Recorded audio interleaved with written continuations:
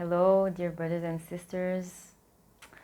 So, as you may know, the whole purpose of my different platforms and the message I want to share is all about finding our truth, and through finding this truth, being able to heal, to awaken, and to create our life purposefully as empowered and sovereign beings. So for me, healing, awakening, and truth, empowerment, and sovereignty are completely linked. That's the essence of the message I want to share. And on this path, there are many little tricks and traps and challenges and obstacles and illusions, delusions, deceptions. And today I would like to talk about a topic that I see all the time since I started navigating in what people call more like conscious communities or spiritual communities, which in my opinion are a big mix of a lot of things. Certainly not only spirituality, I would say even mainly not spirituality. And one thing I see a lot, and that also triggers me a lot, is this tendency for people to give advice. And today I would like to talk about the potential toxicity of giving advice or chronically asking for advice. So basically, I'll talk about the two viewpoints, the one giving and the one receiving. I'll start with the one giving. If someone shares some struggles he's going through, if your response is to immediately give advice, basically, first of all, you're not really listening, because I feel someone expressing challenges, the first thing he needs is for someone to hear, to hold the space, and to receive what he's got to say and to witness him. So if you answer with some advice, you're not really listening. That's the first aspect. The second aspect, for me, giving advice is taking power away.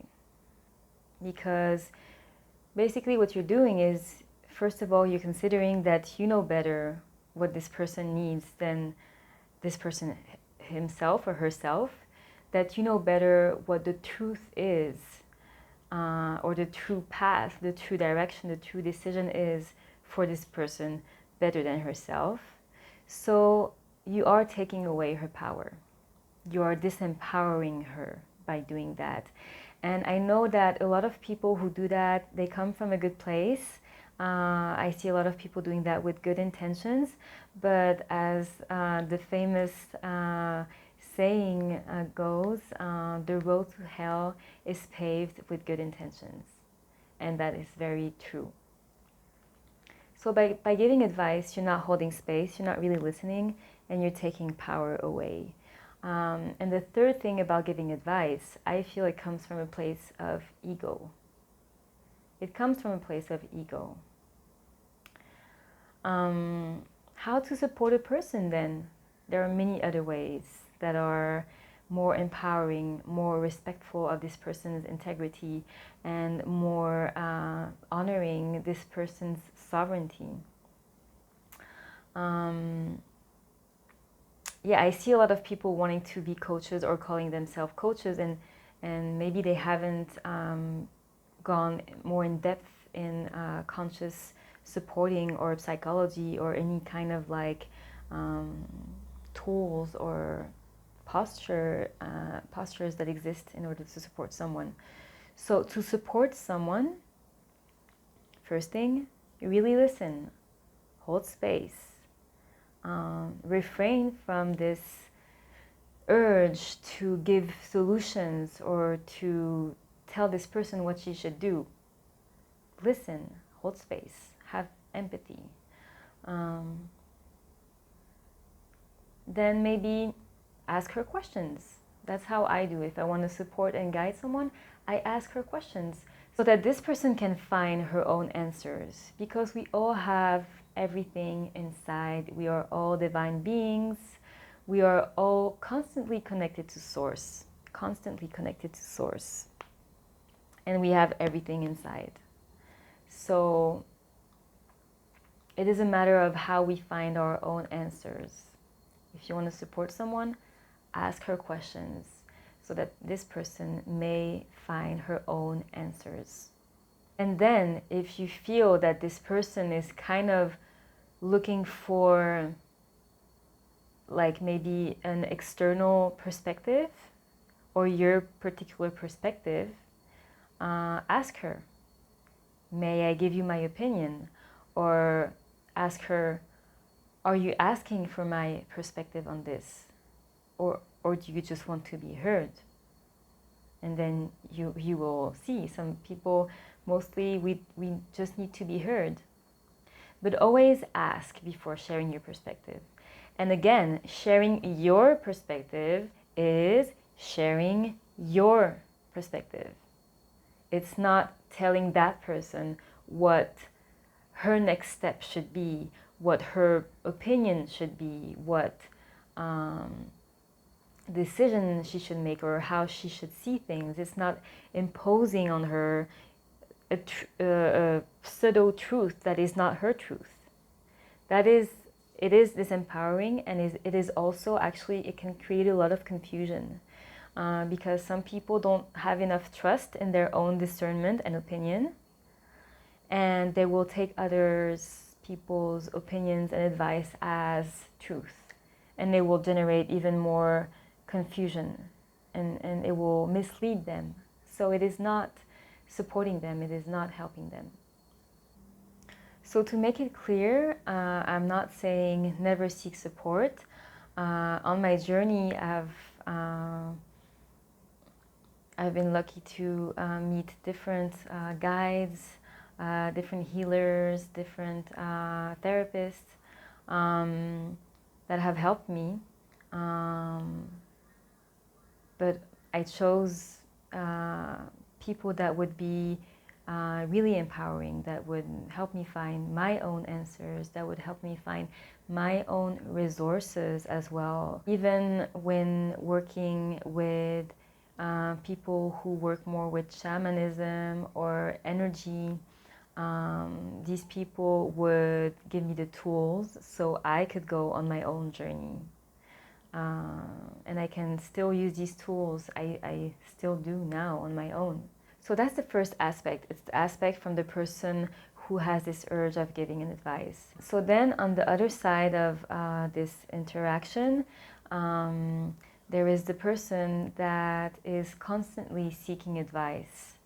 And also when you are doing this, basically what you're doing is you're not fully trusting in your ability to find your own answers, and because of that, you're separating from yourself, and you're going to seek for answers outside, and this disconnects you from all the answers that are inside. They're in your body, they're in your energy, they're in your emotions, they're everywhere inside of you. All the information is inside of you. So when you disconnect with that powerful source of guidance to seek for answers outside from other people, you're disconnecting yourself from guidance, from your power, from your truth. And you are giving your power away, because if you seek advice, so not people who will have this discernment of trying to guide you by reflecting what's going on inside of you by questions, or just holding space for you so you can have space for receiving your own answers. But if you're seeking advice givers, basically what you're doing is you're taking your power and you're giving it to that person who usually doesn't have a lot of discernment because she thinks she can give you advice, and that is the way to help you. So you're giving your power away.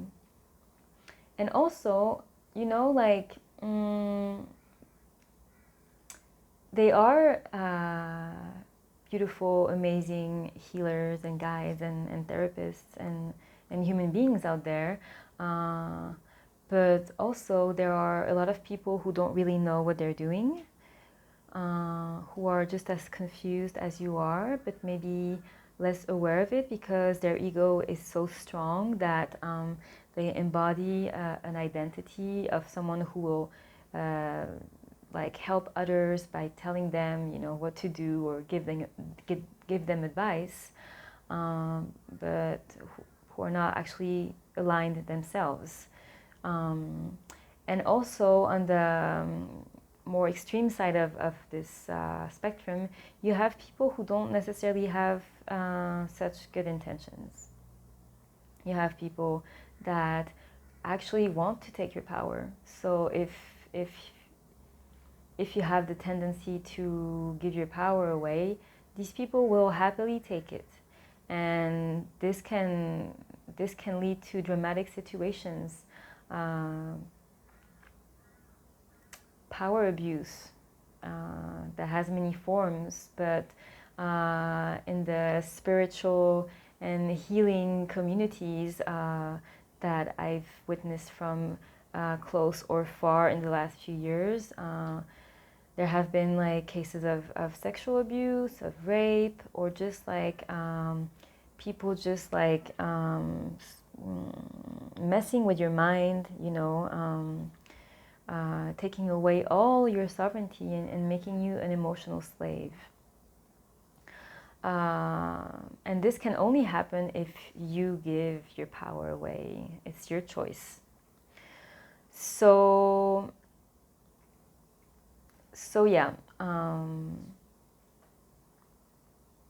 to sum up today's video, if you're someone who feels the chronic urge to give advice to others, take a moment to check in with yourself.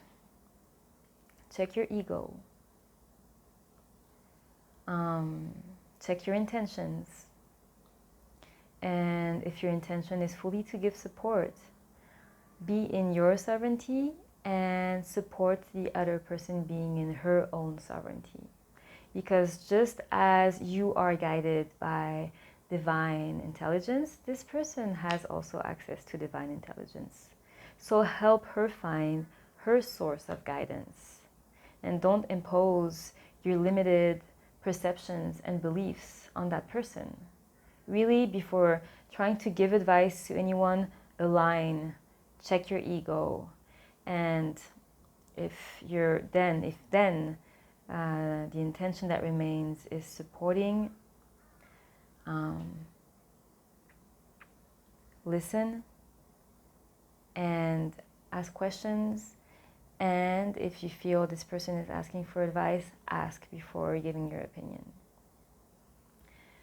And on the other side, for the person seeking advice,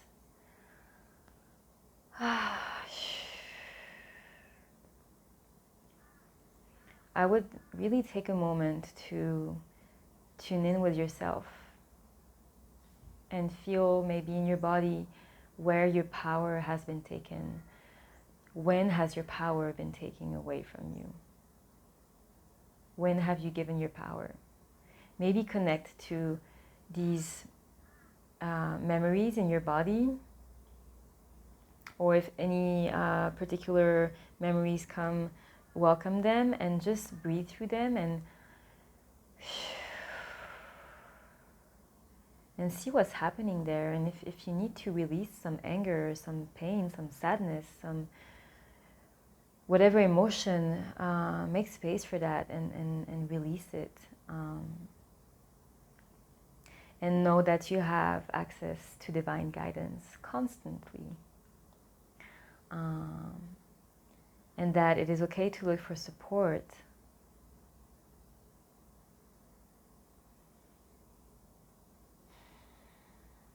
But the ultimate answers, the ultimate guidance, and your ultimate power are inside of you. And if you need support, find someone who helps you connect to your guidance, who helps you connect to your power. Always. This is the path of healing and awakening and creating our life as our sovereign being.